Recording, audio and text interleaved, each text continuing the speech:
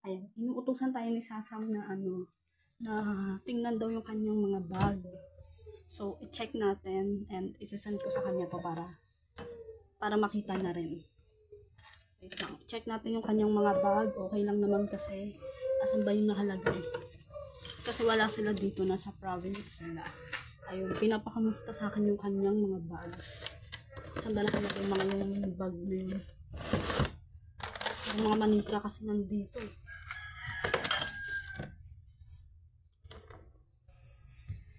Ang dami-daming utos disturbo sa aking ginagawa. O diba, nabuang na ayaw na check natin ang kanyang mga bags. Ito. Ayan ba yun?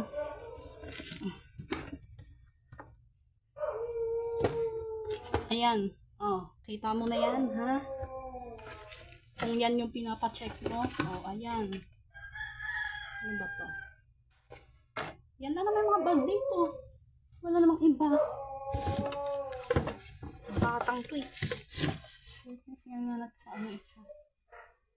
Puro mga papel naman doon sa kabila. Ayun.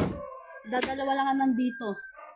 Dadalawang bag. Tapos, ewan ko, ano ba ito mga abobot.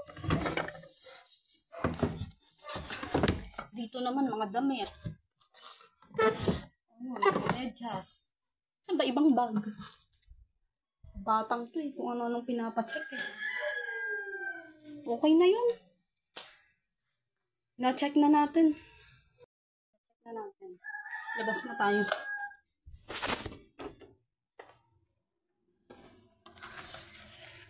Dapat kasing hanas eh. Kailangan pa i-check yung mga gamit. Nakaloka. Tayo sa pila.